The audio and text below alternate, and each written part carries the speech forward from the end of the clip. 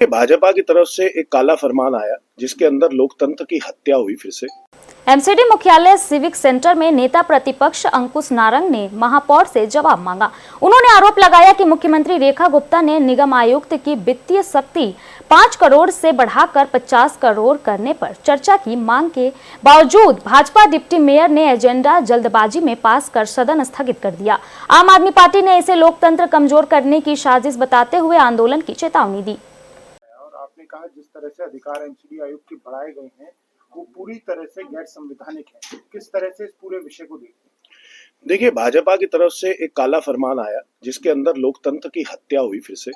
आपने देखा कि पहले मुख्यमंत्री ने अपनी तरफ से आप लोगों को, पत्रकारों को एक न्यूज देकर न्यूज छपवाई कि वो 5 करोड़ से 50 करोड़ रुपए कमिश्नर की वित्तीय ताकत कर रही है, अधिकार बढ़ा रही है। फिर उसके बाद एलजी साहब का एक लेटर आ जाता है एमसीडी को, उसके अंदर वो साफ साफ बताते हैं कि 5 करोड़ से 50 करोड़ वित्तीय ताकत बढ़ गई। जबकि एमसीडी एक्ट 1957 के हिसाब से सेक्शन 202 सब सेक्शन सी के अंदर कमिश्नर की किसी भी प्रपोजल के लिए पार 5 करोड़ पे कर रखी है, और 5 करोड़ से 50 करोड़ करने के लिए आपको एमसीडी एक्ट के अंदर संशोधन करना पड़ेगा। बिना संशोधन करे इन्होंने एक एडमिनिस्ट्रेटिव ऑर्डर निकाल के 5 करोड़ से 50 करोड़ कर दी। अब भाजपा की 4 इंजन की सरकार है, भाजपा का ही महापौर बैठा है, भाजपा के स्टैंडिंग कमेटी चेयरमैन बैठा है, भाजपा के ही पार्षदों का बहुमत है इस एमसीडी सदन के अंदर। फिर भी रेखा गुप्ता जी को, जो दिल्ली की मुख्यमंत्री है, उनको 5 करोड़ से 50 करोड़ रुपए क्यों बढ़ानी पड़ी? मैं पहले दिन से आपको एक बात बताता हूं कि रेखा गुप्ता जी एमसीडी को डिफंक करना चाहती हैं। वो बाबुओं से, अफसरों से ये एमसीडी को चलाना चाहती हैं। तो क्या अब चुने हुए पार्षद सिर्फ एक शो पीस बन के रहेंगे? क्योंकि कोई भी प्रपोजल, आप इसकी निटिग्रिटीज देखिए, कोई भी प्रपोजल चाहे वो 150 करोड़ का हो, अगर कमिश्नर चाहे तो उसको 45 करोड़ रुपए की ब्रेकअप करके वो पेमेंट कर सकता है। और ना तो उनको स्टैंडिंग कमेटी के अंदर लाने की जरूरत है, ना हाउस के अंदर लाने की जरूरत है। यानी कि इन्होंने स्टैंडिंग कमेटी की भी पावर खत्म कर दी, हाउस के अंदर भी पावर खत्म कर दी, सारे चुने हुए पार्षदों की भी पावर खत्म कर दी।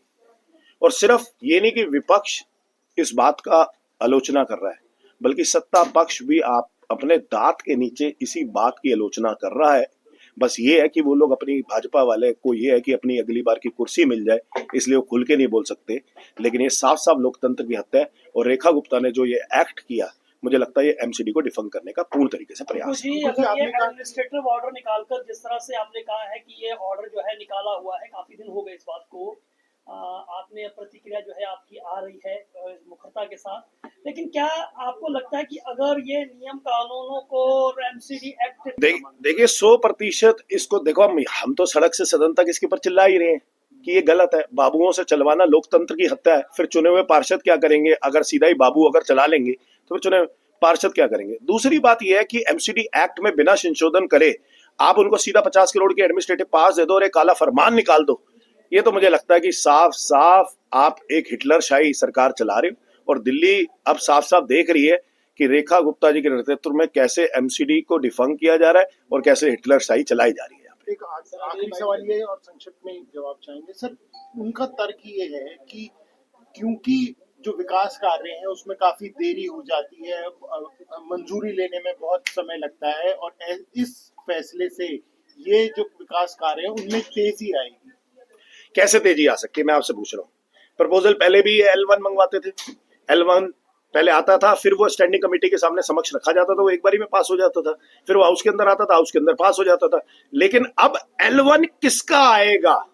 कौन उस L1 को डलवाएगा और कौन उसे पास करेगा? ये साफ साफ इसके अंदर भ्रष्टाचार की बू आती है कि कैसे दिल्ली की मुख्यमंत्री वही सचिवालय में बैठ के एमसीडी को चलाना चाहती है और किस तरीके से भ्रष्टाचार को एमसीडी के अंदर और बढ़ाना चाहती है।